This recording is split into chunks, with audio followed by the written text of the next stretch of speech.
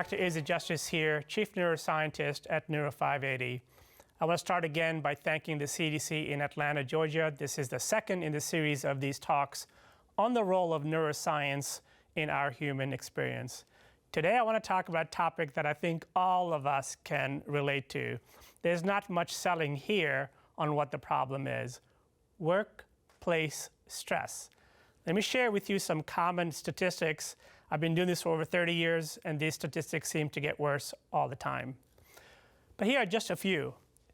About 34% of employees in the workplace are saying that they're experiencing very low engagement with their work. The number moves up to 61% that's saying the workplace itself is that source of stress. And almost 76% of employees in the US are saying that they experience levels of burnout throughout the course of their day. There are numerous studies on employee engagement and productivity and efficiency. Again, this does not need that much selling. There is an old study, however, from the late 90s. This was, not many people talk about this because it was so long ago, but there was a study done with about 60,000 people around the world. And they gave people a list of places that they go to throughout each day. Maybe a gym in the morning, maybe your working environment, maybe a restaurant over lunch, maybe a conference room, a bar in the evening, a movie theater, all kinds of places. They came up with 10 places that people frequent. And they asked them to rate them in terms of where they felt the most emotionally safe. I think you'd be surprised to note that a bar, like where you go to drink, rated higher in terms of feeling more safe in a bar than the workplace. And that's because from the moment that we put our clothes on and enter the office environment, we are with a peer group. We're being measured and evaluated for all the things that we do. So the workplace, through no fault of anyone, is inherently a stressful environment. Our guard is up. We know we have to act and behave in a certain way that is very different than if people weren't judging us and evaluating us. So this is a very serious problem. I'm going to present with you two solutions. The first one is, let's look at how different I would like you to consider for you to evaluate your day. In this chart over here, I'm going to walk you through a typical day. So let's say that your day starts at 8 a.m. and you start off with 2 virtual calls.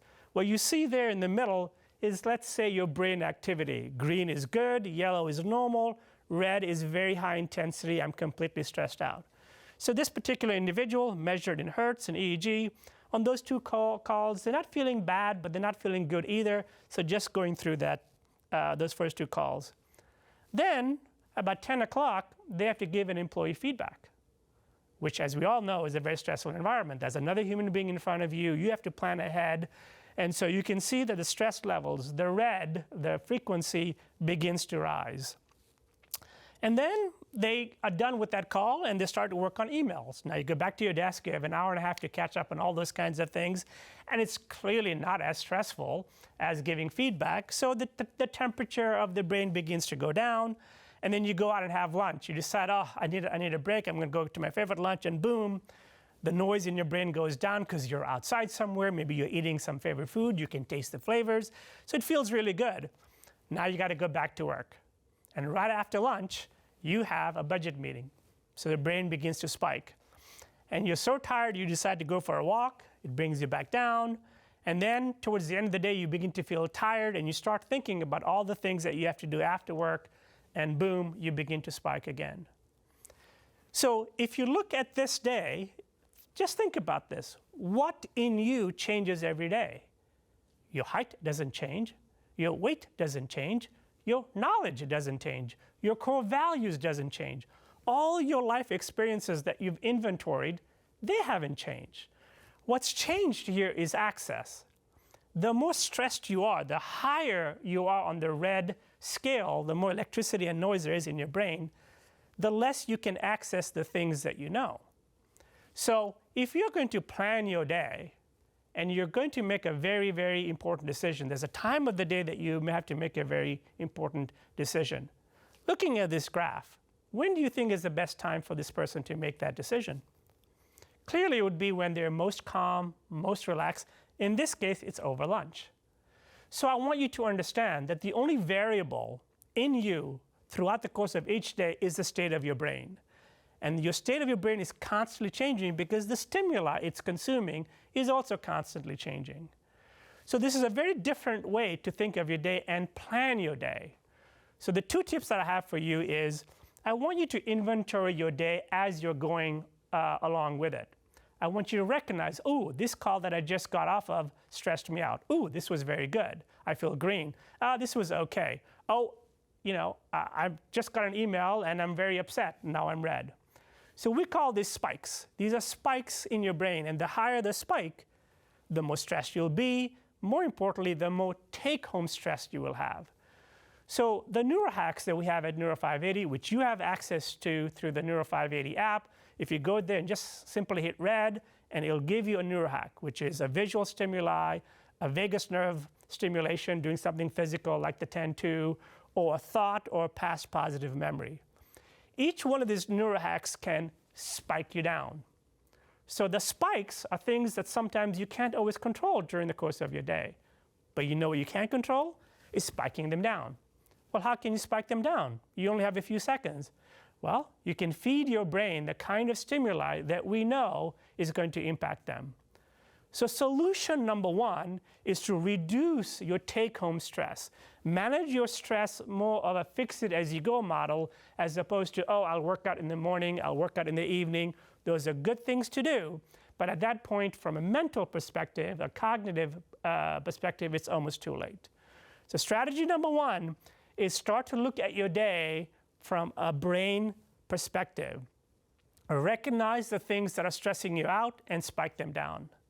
The second strategy that I want to talk about is identifying your game times. What's a game time?